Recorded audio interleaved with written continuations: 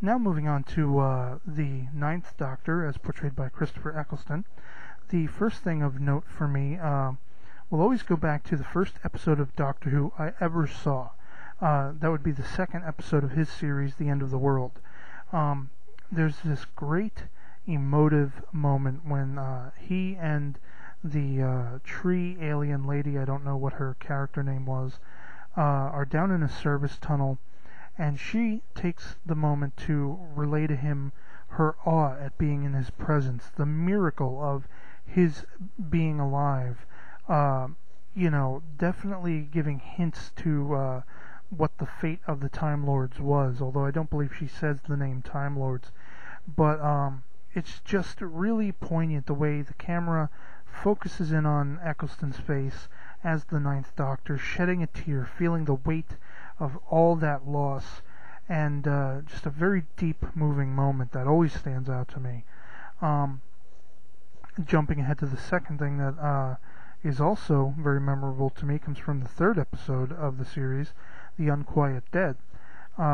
Just the joy and elation the Doctor feels, he runs for excitement when screams are heard, and when he meets Charles Dickens, he's just flabbergasted with joy. He's ear-to-ear smiles, and every time he's in Charles Dickens's presence, he's just loving every minute of it. And of course, I, the viewer, am loving every minute of it as well. A much lower, deeper, pathos-filled episode that I remember following that is Father's Day, and a lot of the same sort of emotions for me personally come from, it could be argued this is more of a companion-focused story, but I'd like to include it in this anyway, because the Doctor, though his role is somewhat limited, it has to be said that he does figure things out way before anyone else, even though he becomes a, spoiler alert, somewhat victim of it temporarily. But, it harkens back to me the same kind of emotions that were indicative of the Patrick Troughton moments in Tomb of the Cybermen that I referenced earlier. And, very just, it's just a really deep, moving story, this episode, for anyone who's ever felt loss in this world. Moving on from there, much more lighthearted, comes the final moment of the two-parter, The Empty Child and The Doctor Dances.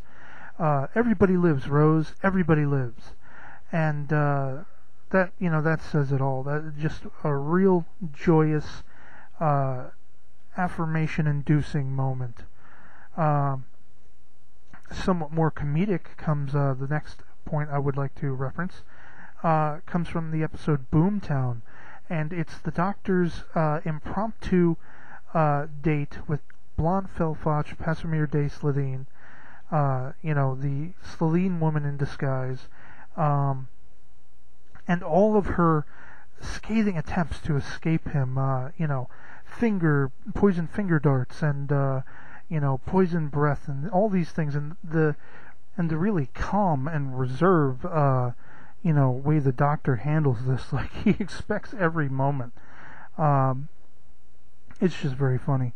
The final thing, of course, I would be remiss if I did not mention the parting of the ways and the final moments of the Ninth Doctor.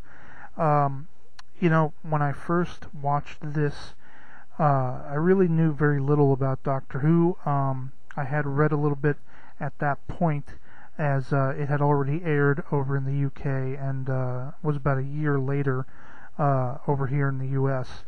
But in any case, I had already read that Eccleston had left the show, and he'd really grown on me as the Ninth Doctor. So I knew a little bit going in that there was going to be a new actor taking over the role, and I got familiar with the idea that this was something that had happened all through Doctor Who as a series. But it was still, for quite a number of years, one of those things where I would think back to it and be just sort of really down about the fact that, no more Ninth Doctor. I had really grown fond of him, and probably, if I was forced to pick a best Doctor, I would probably go with my first, and that would be the Ninth. But moving on to the 10th Doctor, I want to skip the entire first series that Tennant was in to really speak about the first most notable thing that comes to mind to me is his goodbye to Rose in Doomsday and the words unspoken. It's just a really, tearjerker moment, and, I don't care, you're male, female, what age you are, if this doesn't harken back to some real-world emotion in this moment, then you're probably an auton. But anyway, moving on to the second most notable thing I want to mention, from the two-parter Human Nature and the Family of Blood. And it's the whole change in the 10th Doctor from Time Lord to human, as brilliantly portrayed by David Tennant. The strange and unique look into another side of who the Doctor could be that's rarely ever explored, really. Moving on to the third most notable thing with the 10th Doctor comes from Last of the Time Lords for me. His teary pleading with the Master to regenerate when he's been shot. In this moment, all the weight of everything he's done up to that point comes crashing back down on him, and he really doesn't want to be the last Time Lord, in existence. Sticking with all the references to multi-Doctor stories, the fourth thing I want to mention with the 10th Doctor is Time Crash. And enough said there, really. Two Doctors with a real sense of fondness that exudes from Tennant's 10th Doctor for the 5th.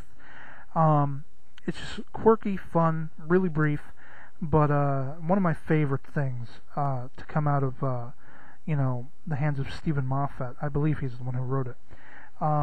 Moving on from there, one of my all-time favorite things, and there's a clip of it on YouTube somewhere that I always go back to, and I've watched it several times, comes from Partners in Crime, when Donna Noble returns into the Doctor's life, her reintroduction, and there's this scene where they're miming, they're both outside this room, the Doctor is outside the window of the building, she's outside the door with a little window in it, and they start miming and, explaining to each other through mime how they've gotten to be there, and so on and so forth. And then finally the bad lady in the episode says, "Am I interrupting you two?"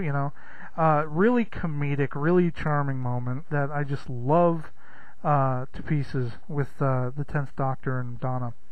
I'm going to jump ahead from there on my notes. The sixth thing I want to mention with the 10th Doctor comes from The Waters of Mars, and let me just say 3 words, or 2 words as it were: Time Lord victorious. I don't know what else to say. This is just an astounding pinnacle that the Doctor reaches, in line with what previous companions have said about you need someone with you. Otherwise you won't know when to stop. The final thing I want to mention with David Tennant's 10th Doctor is maybe somewhat cliche, but the last words he utters just before regenerating: "I don't want to go." So, but that ushers us into a new era, the current era. Matt Smith, the 11th Doctor. Even though I don't have the first one written in my notes here, it's just fun as all hell. But his first meeting with little Amelia Pond, and his trying to figure out what tastes good to him, that entire scene had me cracking up, laughing out loud, lulls as they call it online. But I'm going to jump ahead to the episode Vincent and the Doctor, and there's this great little quirky brief dialogue moment where the Doctor says something about being bored with continuity, and I just love that. I mean, he's a Time Lord. He goes on these crazy adventures all through time and space. Nothing is ever in order, and when finally he sits down and he's got to deal with straight second to second, minute to minute, hour to hour continuity, it's boring as hell for him. That is just one of my favorite little things that happens. The third thing I want to mention, all I really have to say is the title, once again, The Lodger. And if you haven't seen The Lodger, you probably have no idea why I don't really want to delve too deeply into it, because I feel like the title says it all. Watch that episode, is all I can say. Matt Smith is an utter delight.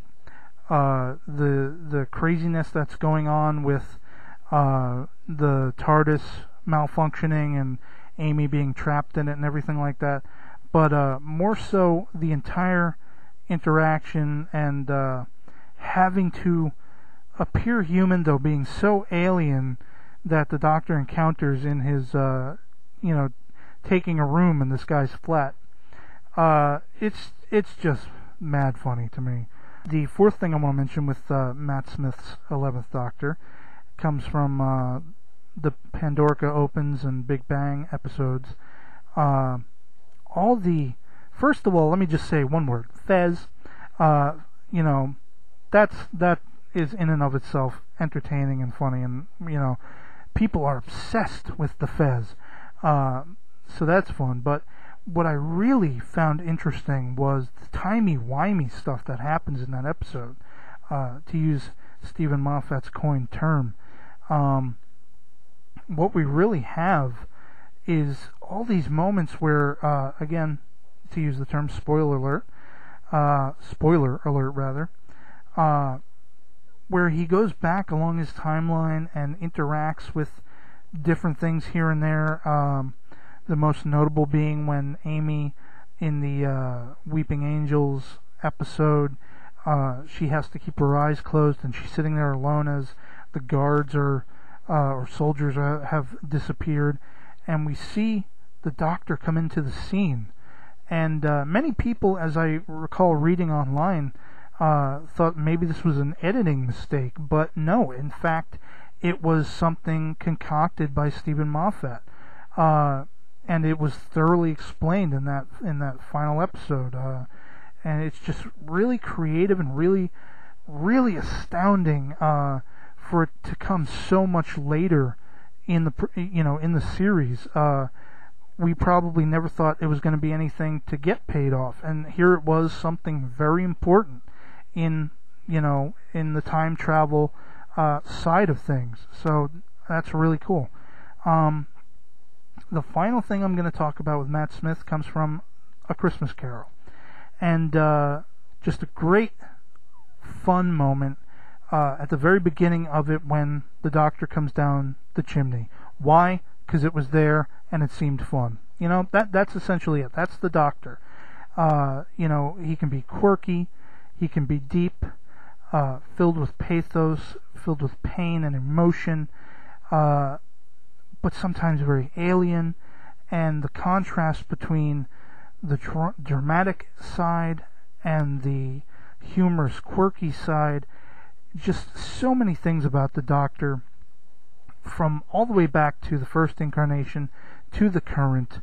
There have been many moments, and these are just but a few that I could mention, but really, really cool history in Doctor Who, and each of the actors has brought something poignant and notable, as I hope to have give an example of here in some way, shape, or form.